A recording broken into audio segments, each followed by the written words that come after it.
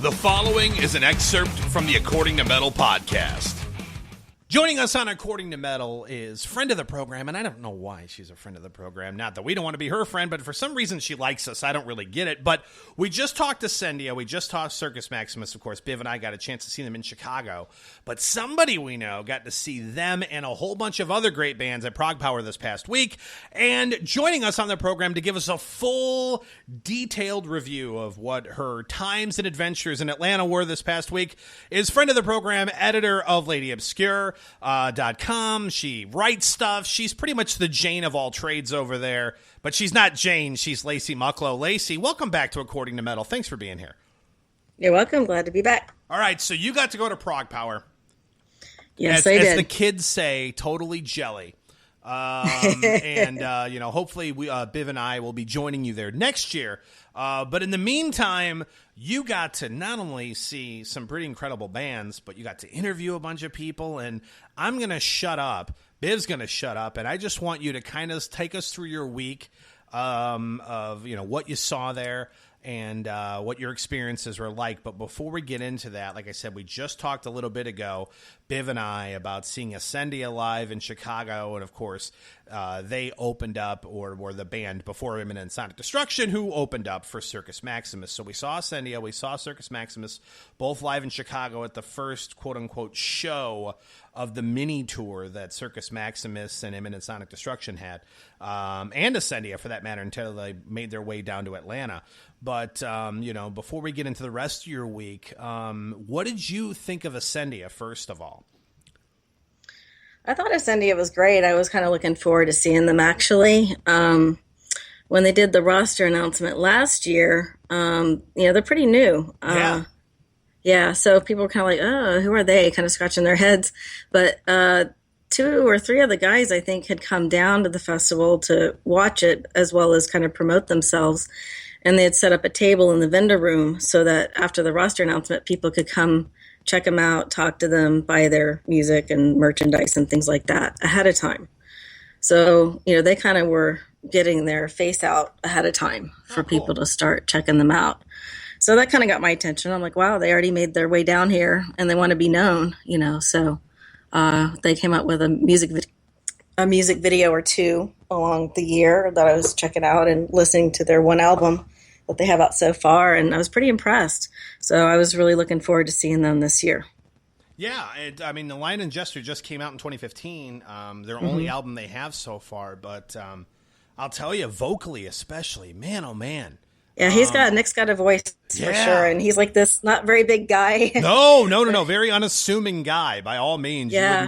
He has the look of a lead singer, but certainly not the what you would expect a lead vocalist of a band to look like, if you will. But dude can wail. No. He's really good. Yeah, and one of my friends referred to him as the sharpest dressed vocalist in the festival. Oh, absolutely. That's what I mean. Yeah. I mean the attire doesn't look very metal, if you will. No, he looks like a hipster. Yeah, he does. He absolutely does. But metal all the way. Great band. I really thought they were quite good. Now I know you saw Circus Maximus prior to. Of course, Biv and I got to see him for the first time in Chicago, and I just said a couple of minutes ago, I would put their show in Chicago as one of the best sounding live bands I've ever heard in my entire life, and I'm not saying that just to say that because I'm a fanboy, but they sounded incredible live. Curious how they sounded in Atlanta, and what were your thoughts on it? They sounded great. I was really glad to see them. I had some unfortunate circumstances in 2013 when they last played ProgPower, so I wasn't able to go at the very last minute, so I missed them, and they were one of the main bands I was definitely going to go see. So I was really, really looking forward to seeing them this time. So as far as their set, they played it immaculately. They sounded wonderful. Michael's voice was outstanding as usual. They played some music off of their new album. I wasn't sure, how much of that would take precedence, but they played a good selection from their catalog, and I think it came across really well. Like their title song, Havoc, is still not one of my favorites of theirs at all, but I think in a live setting, it came across better than on the album. You're absolutely right. It's funny you say that because I thought that too. I'm like, this is a song on the album, like we said when you joined us a while ago when we talked to when Havoc came out, where it sounded like a Marilyn Manson song to me at first. But live, it's really, really good. And like I said, and I know that we are what I would consider friends outside of the podcast at this point. I know you and I chatted back and forth that Havoc has really grown on both of us actually a little bit after the fact, myself included. I was really rough on it when it came out.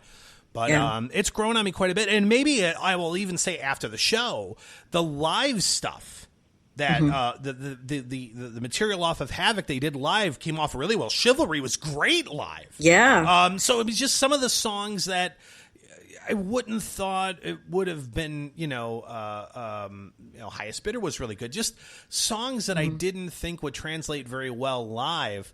Off their new album actually came off really well, and to me it was almost kind of a best of like show, which is fine by me. I thought they did a really good mix of all four albums. Yeah, I think they did too. So my only complaint about my show, and I don't know how it was at yours, and the venues I'm sure were much different. My only complaint was about my show with them was the lighting. It was very dark. They had a lot of red lighting, which I think was kind of going along with the kind of red theme against the black with the Havoc album, which is fine, but they had no kind of front lighting, so they were almost in silhouette the whole time. Oh, really? Yeah, so... we didn't have that issue, Lacy, but speaking of the venue, let me ask you that, because I want you to go back a little bit. For those of us that have never been to ProgPower, believe it or not, neither Jason and I have ever been, and I will be there next year. Mark my words, I will be there next year. But for those of us that have never been, what is the venue like? What's the atmosphere like? Or just how does it all come together? Just kind of walk us through. Well, this is the first year that they've really kind of turned it into an official 4-day festival. It used to be Wednesday was kind of loose and people might trickle in. Thursday got to be a little bit bigger, and then Friday and Saturday were the main shows, and they still are. Those are Glenn's days. The main promoter, that's the days he does. And then the other promoters, Nathan and Milton, put together days 1 and 2. But now it's a full-fledged 4-day festival, and it's in center stage the whole time. What it used to be like on the Wednesday night, especially, they would have it upstairs in a venue called The Loft, which is a very small stage in the standing room only, lack of circulation room that was very hot very quickly. And it wasn't. In fact, correct me if I'm wrong, didn't Theocracy play there in The Loft? Yes, they did. I saw them a couple years ago. Yeah, I saw them. Yes, but it gets very warm very quickly, and there's nowhere to sit down really, and it's just not as good. Center stage has a really nice, like theater type stage, and at least the way it's set up. For those that aren't clear, center stage is actually a venue, right? Center stage is a venue. Yeah, it's called center stage. Not to confuse it with just the stage in the room, but that's what it's actually called, is center stage. There's a bar venue called Vinyl. That's where they have the merchandise during the festival. And then there's the Loft, which is the room I was telling you about that's upstairs. It's a lot smaller. So it's really nice. It's moved up to like full-fledged 4-day festival in the largest arena in the building. And it has the main theater type staging. And the way they have it set up is they have a floor that is the standing room only for the people who like to stand, be up at the barrier, do all that kind of stuff. And then there's seating, like stadium seating above that. And the way it is, it's a general admission type of festival, though. So even though you have a ticket, you don't have an assigned seat, even though there are seats. They're not numbered. And it's kind of first come, first serve.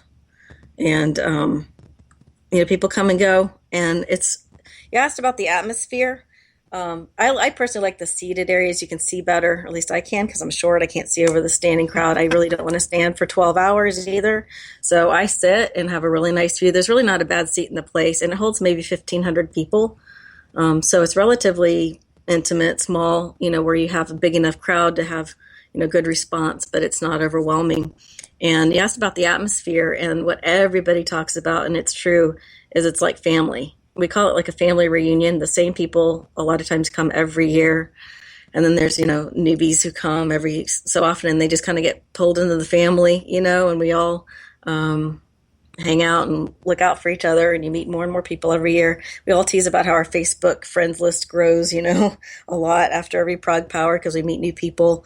There's also a tradition where the hotel down the street where most everyone stays, and a lot of bands stay in there too, the Artmore, is they have a really large courtyard in the center of the hotel. It's like a little boutique hotel, so it's only 3 stories, so it's not a big high rise. It's about a block from the venue, and after every night's concert, they all go there and gather around the fire pit and all the seating and just chat and mingle. And the band members come and talk, and they're out there until all wee hours in the morning, So there's a lot very of cool. Yeah. And another great thing about this, it's really nice. It's intimate. It's not so overwhelming that you can't ever meet anybody. They actually have signing sessions for for the general public to go to. So you can meet any of your heroes, your musical heroes. They have set times, and sometimes they'll have 2 simultaneous tables, but no more than 2. And they give you the signing schedule time so you can get in the line out in the lobby.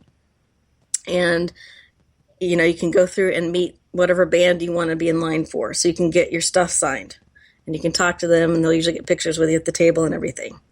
So even if you're just like the most basic general admission ticket holder, you can still have these really great VIP-like meet and greet experiences with these people without even having to get the higher tiers that are available with certain caveats, because there's the gold badge level and then there's the VIP sponsor level, and those have other perks as well. So it's really intimate. It's a great way to see your bands, pretty up close, and you get to meet them, you get to talk to them, you get some exclusive merchandise opportunities, and it's people who all speak the same language. I mean, we're all pretty much progressive metal or metal and general fans, but everybody knows what you're talking about. You don't get those weird looks like you listen to who.